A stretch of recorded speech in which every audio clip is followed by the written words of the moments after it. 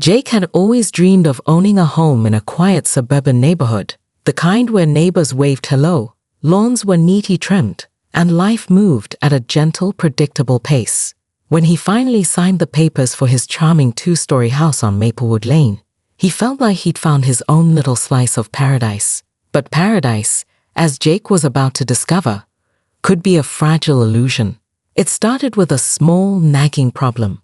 One morning, after parking his car in the driveway overnight, Jake stepped outside to find the unmistakable sound of air hissing from his tires. A quick inspection confirmed his worst fears. Every tire was shredded, slashed by sharp objects that had somehow pierced the rubber with surgical precision. It was no accident. Someone had targeted his car. Jake's heart pounded as he looked around the driveway for clues, but the culprits had left nothing obvious behind. No witnesses, no tire tracks, just the cruel damage that rendered his car useless. The neighbors watched silently from behind their curtains as Jake circled the driveway, frustration mixing with confusion. Among them was Karen Whitmore, the formidable HOA board member known for her iron grip on the community's rules and her infamous Karen reputation. She was sharp-tongued, unyielding, and had a knack for stirring conflict. Jake barely knew her, but everyone around Maplewood Lane seemed to walk on eggshells around Karen. "What happened to your tires?" Karen asked as she approached with a cold smile, her gaze sharp as a hawk's. "You know, Jake, some people don't take kindly to newcomers parking wherever they please." Jake swallowed hard. "I park on my own driveway." Karen's smile tightened. "Technically you do, but that driveway isn't exactly yours when it disrupts the harmony we've maintained here for years." Jake frowned, sensing the unspoken threat. But what exactly had Karen to do with the shredded tires? Could she be behind it? That night, Jake lay awake, replaying the incident in his mind. He couldn't shake the feeling that someone had deliberately sabotaged him. But who and why? The next morning, Jake noticed faint black marks on the concrete edging his driveway, tiny punctures arranged in a pattern too deliberate to be random. He bent down to inspect further, spotting fragments of sharp metal buried just beneath the leaves scattered by the wind. His pulse quickened. Spike strips. Illegal, dangerous, and no one had warned him they were there. Word spread fast through the neighborhood. At the weekly HOA meeting, hushed whispers circulated about the tire incidents. Karen, predictably, denied all knowledge, but warned residents to watch their boundaries. No one dared challenge her openly, but Jake caught sidelong glances of fear and unease among some neighbors. They knew Karen's temper and her history of strict enforcement, but this felt different, menacing. Determined to protect his home and uncover the truth, Jake began quietly asking questions. A few neighbors shared their own stories: damaged cars, strange noises at night, odd tire marks near their homes. None would speak directly about Karen, but the implication was clear. Someone was using spike strips to punish anyone who stepped out of line. Jake's suspicion grew into a simmering resolve. He wasn't just going to be another victim. Someone was playing a dangerous game, and he intended to find out who, no matter the cost. As darkness fell on Maplewood Lane, an uneasy tension settled over the neighborhood.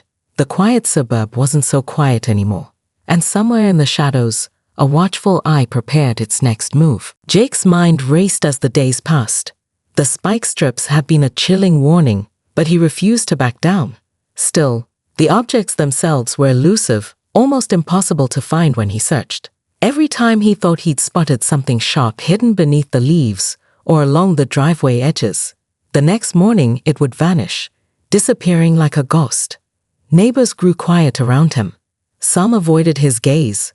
Others offered thin smiles that didn't reach their eyes. It was as if his determination to expose the truth was a dangerous game no one wanted to play. One afternoon, Jake caught a glimpse of something unusual, a faint glimmer of metal near the curb of his driveway. He moved closer, but as he reached out, the glint disappeared beneath a pile of fallen leaves. Frustrated, Jake realized whoever was planting the spike strips was watching him, waiting for the perfect moment to strike again. That night, a strange unease settled over the street. Jake double-checked his locks, glanced out his window more times than he cared to admit, and set his phone alarm on high volume. Then, just as he was about to try to sleep, a noise snapped him fully awake, the sharp crunch of something metal scraping against concrete. Grabbing his flashlight, Jake slipped outside. The street was bathed in moonlight, and shadows stretched long between the manicured lawns. He scanned the driveway. Nothing. But as he looked back toward the street, a shadow moved near Karen's house. He froze. Could it be her or someone else?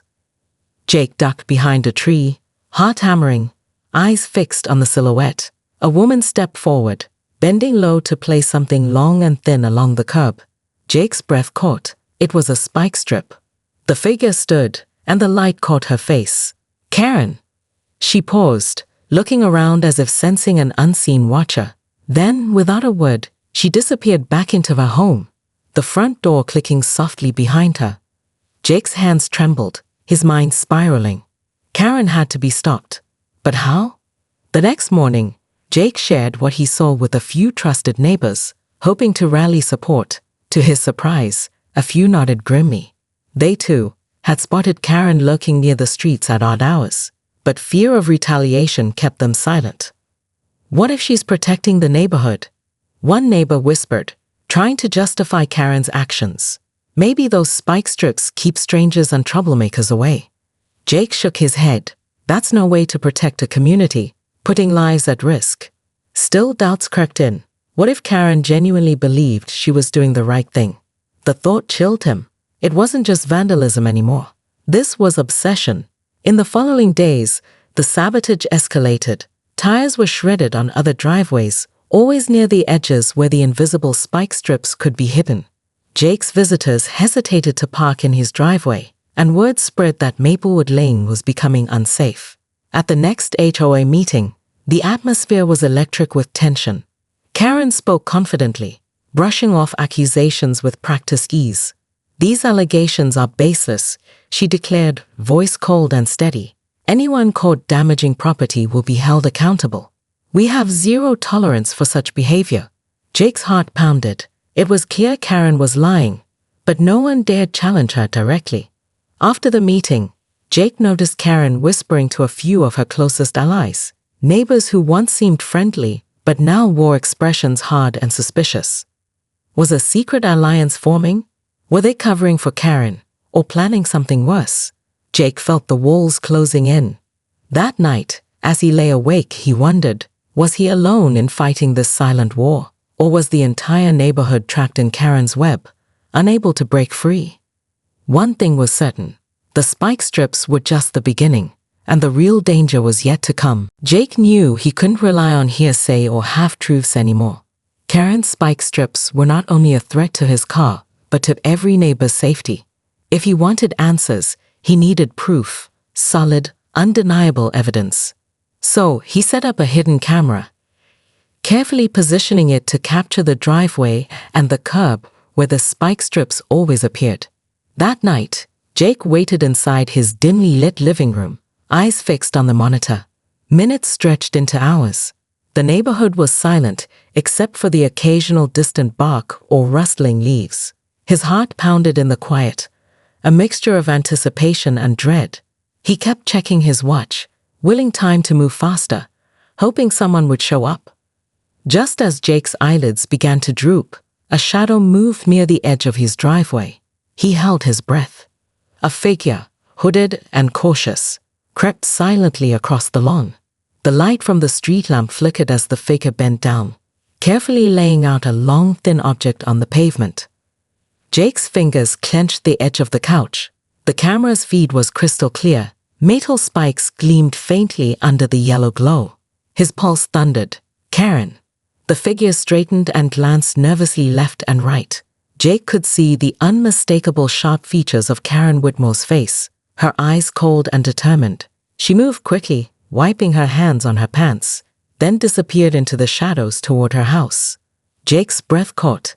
This was it, the proof he needed. The next morning, Jake replayed the footage multiple times, each viewing confirming what he had feared. Karen was behind the sabotage. But why? Was it about control? Power? Revenge?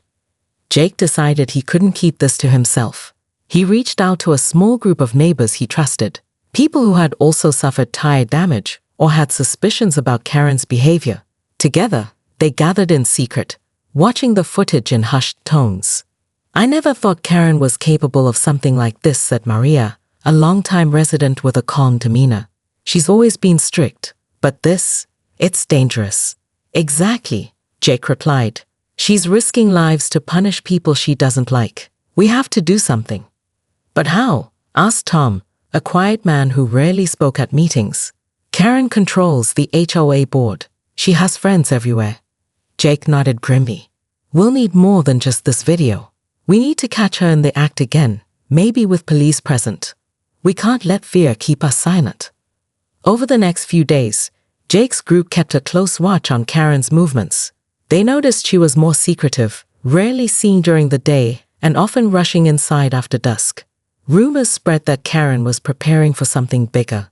One night, Jake volunteered for a stakeout.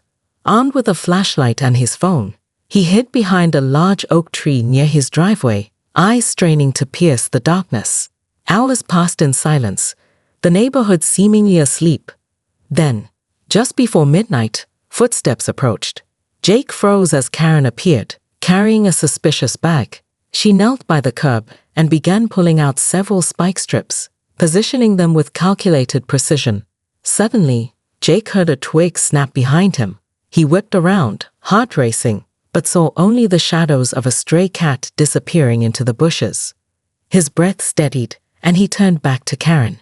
She was almost finished when his phone slipped from his hand, clicking loudly against the pavement. Karen's head snapped up, eyes narrowing sharply. She scanned the darkness, then looked directly at Jake's hiding spot. For a moment, time stood still. Then Karen rose slowly, clutching the bag tightly. "I see you, Jake," she hissed, her voice low but deadly. Jake swallowed hard, realizing the dangerous game he'd stepped into. Karen wasn't just putting spike strips on driveways. She was watching him, and she was ready to fight back. The following morning, Jake's nerves were frayed, but his resolve burned hotter than ever. Karen's chilling warning echoed in his mind. She knew he was watching, and now the game had changed. At the next HOA meeting, the tension was palpable. The community hall buzzed with uneasy whispers. Karen arrived, immaculate as always, but Jake could see a hard glint in her eyes, dangerous and cold. When the meeting was called to order, Jake didn't waste a second. Standing up, he cleared his throat and addressed the room with a calm but firm voice. "I have evidence that someone has been placing spike strips on driveways around this neighborhood, endangering residents and guests alike." A ripple of gasps spread through the crowd.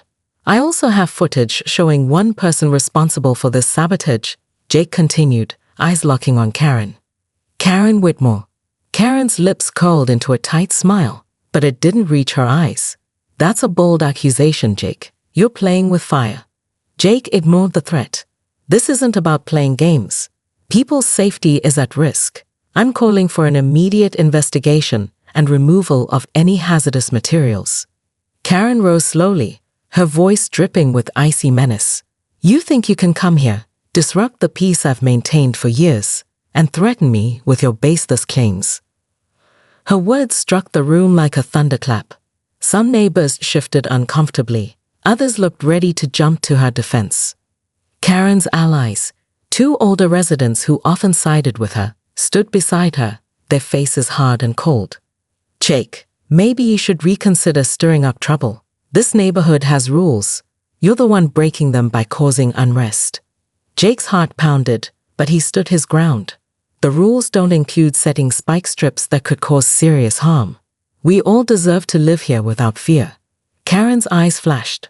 "Watch your words, Jake. I've seen what happens to those who cross me." After the meeting, Jake was surrounded by whispers and sideways glances. Some neighbors approached him quietly, expressing support. Others warned him to back off before things got worse.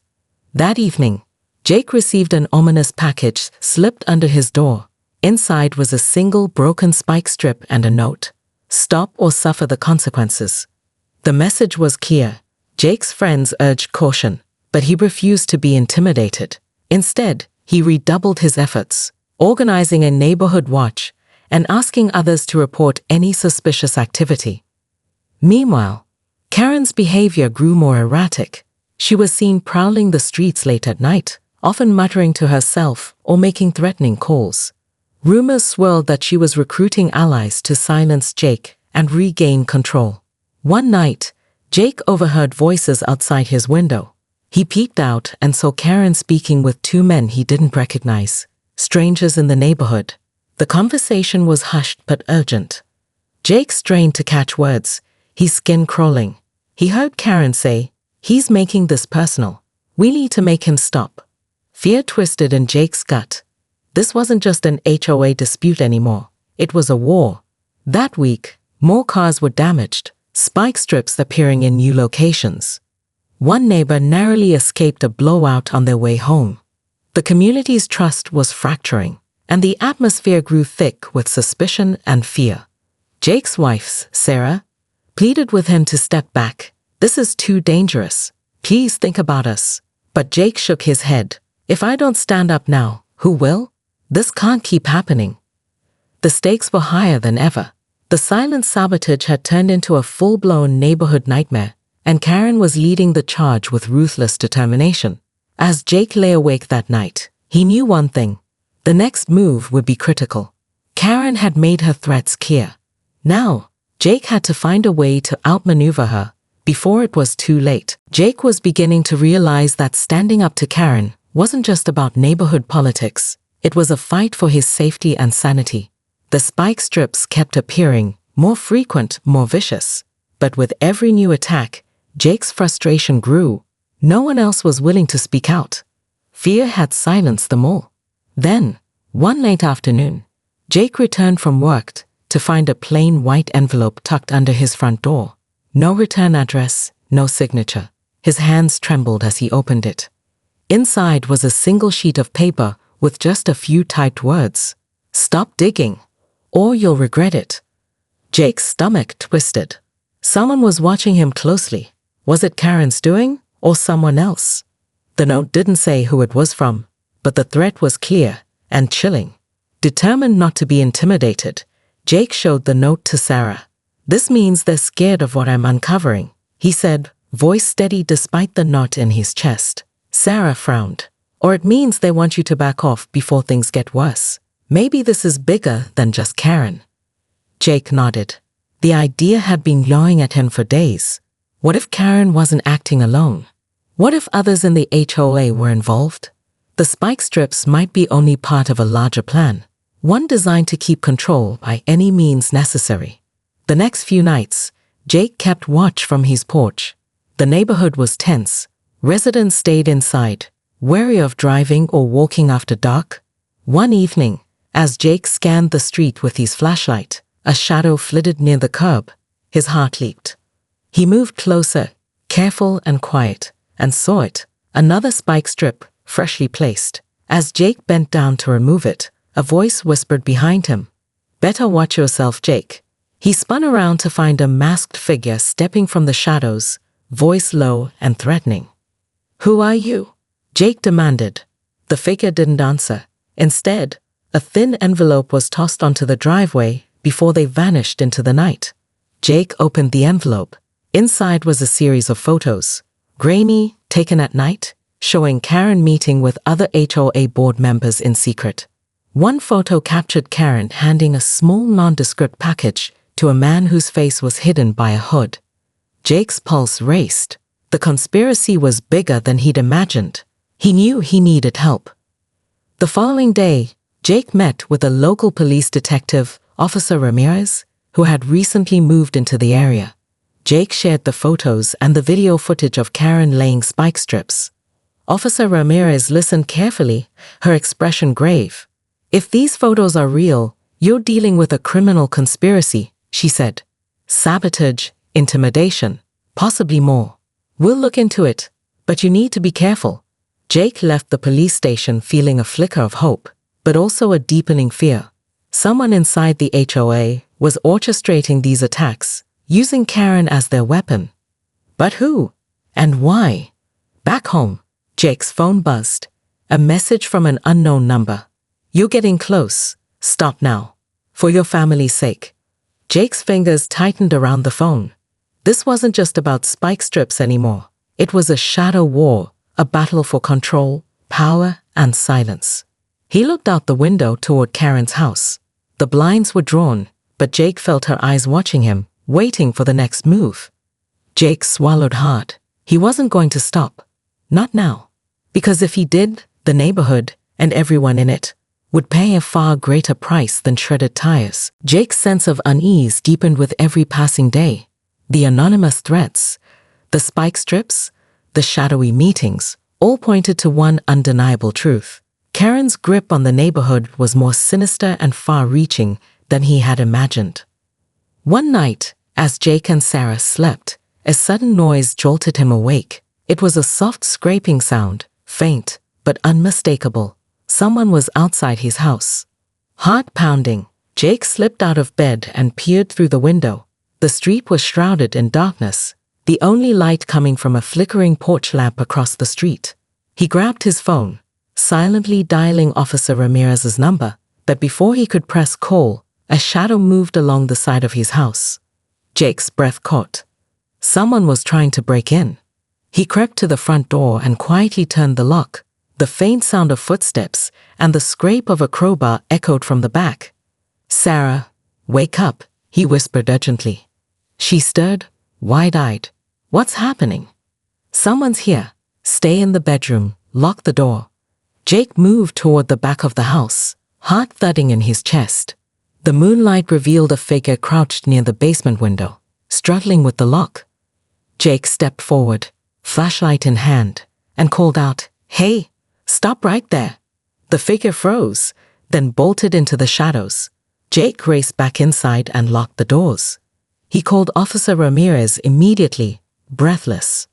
"Stay inside and wait. I'm dispatching a unit to your address now," she assured him.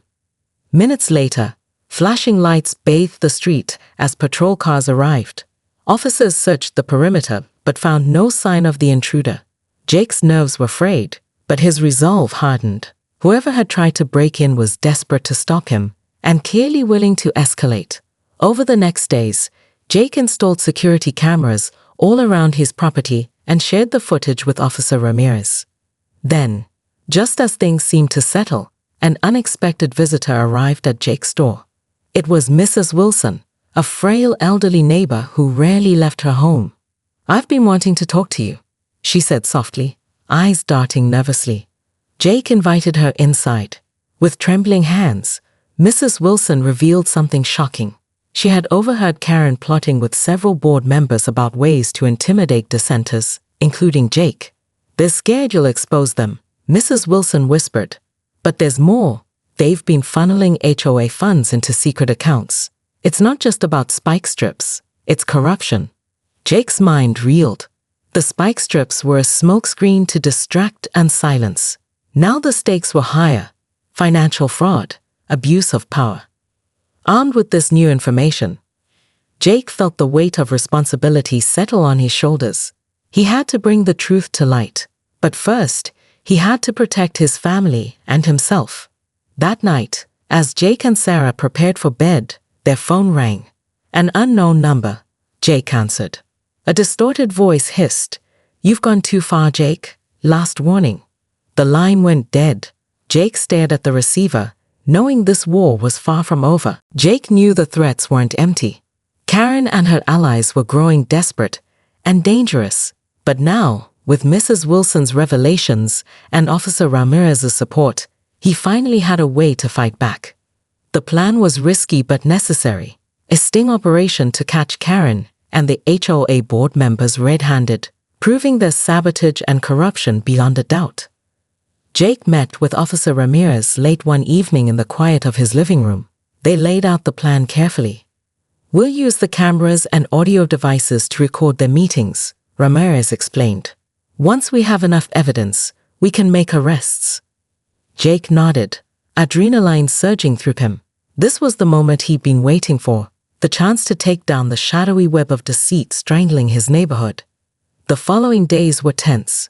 Jake kept a low profile, watching Karen's movements and monitoring the hidden cameras. One night, the opportunity came. Karen had arranged a secret HOA meeting at her house. Jake and Officer Ramirez prepared to record everything. Hidden just beyond the porch, a small camera captured the scene as Karen's closest allies arrived, their faces grim and tense. The door closed behind them. Minutes passed. Inside, voices rose, heated, urgent. Karen's voice cut through the silence. "We can't let Jake ruin everything. The spike strips, the intimidation, they work. But now, with this video, he's gone too far." A man responded, "We need to find a way to silence him permanently. He's become a liability."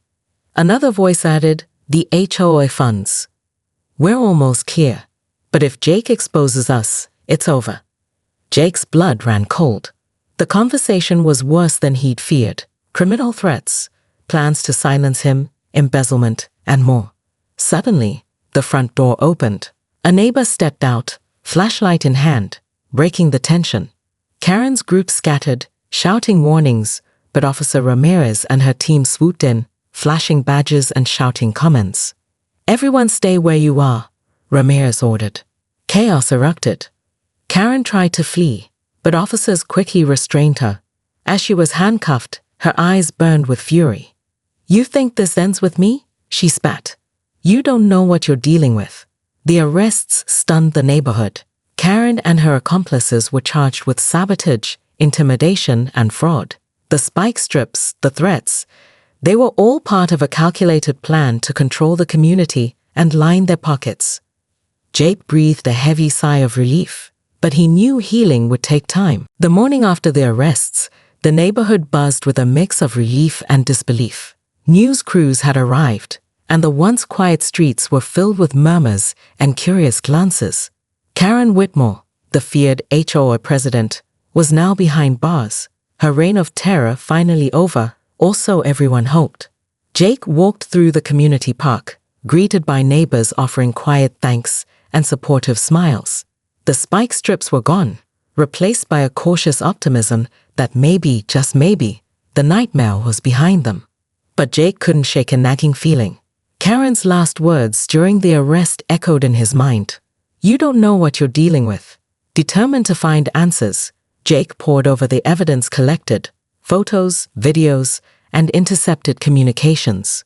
One piece stood out, a coded message found on Karen's phone, buried deep within her texts. It wasn't just a threat or a plan, it was a clue. With Sarah's help, Jake deciphered the code. It revealed a shocking secret.